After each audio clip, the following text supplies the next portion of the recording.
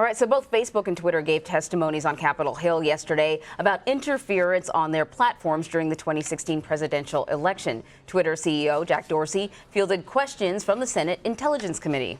He was asked how the company will stop bots, hate speech, and fake accounts from spreading. The committee also wanted to know what Twitter is doing to keep its users safe. Joining us is Adam Sharp. He's the former head of government and politics at Twitter. Welcome back. Thank you. Nice to see you, Bud. So what exactly is Congress trying to do to regulate social media platforms like Twitter, and what should those regulations, more importantly, look like? Well, they're not really doing much to regulate. They're having a lot of hearings, but not actual action. Should they regulate?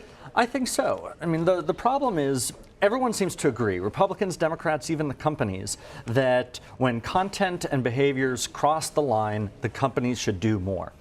But there's two problems with that. Number one, the current law says the companies have no such responsibility. In fact, they're absolved of any responsibility, and that their responsibility under the law is to drive value to their shareholders.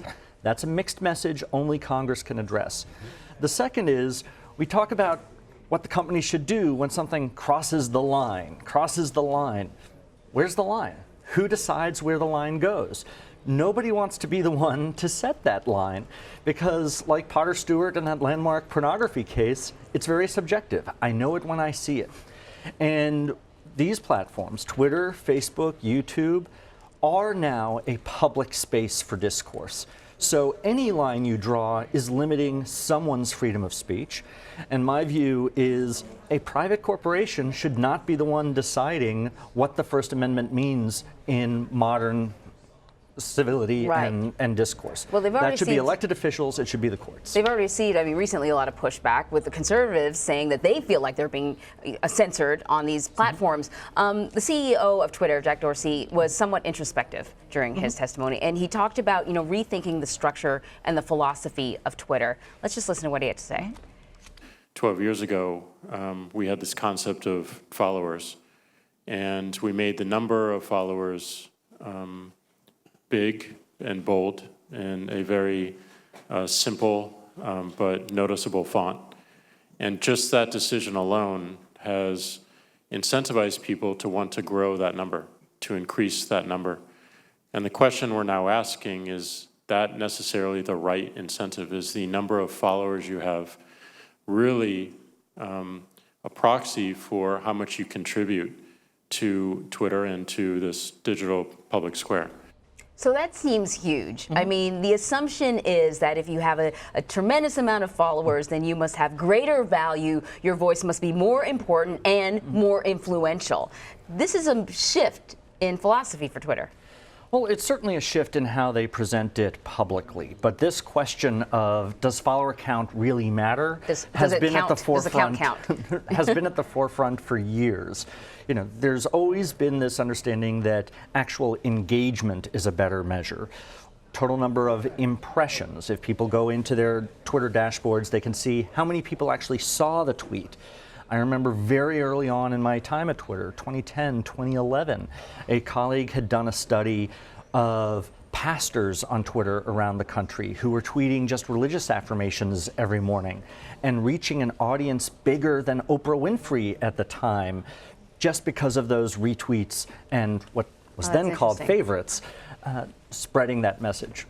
Well, so Senator Susan Collins had a concern about what you're kind of talking about, which is the influence of some of the messages that get posted on social media. I want to play a little bit of what she had to say when she found out she was on a list of people who were targeted officials. Well, I learned not from Twitter, but from Clemson University that I was one of those targeted leaders and that there were 279 Russian-generated tweets that targeted me that had gone to as many as 363,000 followers. So, I mean, she's sort of asking what can be done for people that are even targeted. I mean, I don't think that if you sent a letter through, maybe it's what you're saying, right? If you sent a letter targeting someone to her office, you'd go to jail because you're using the federal postal system, right? And you can't do that. What can be done to when Twitter and people on Twitter are targeting officials or anybody?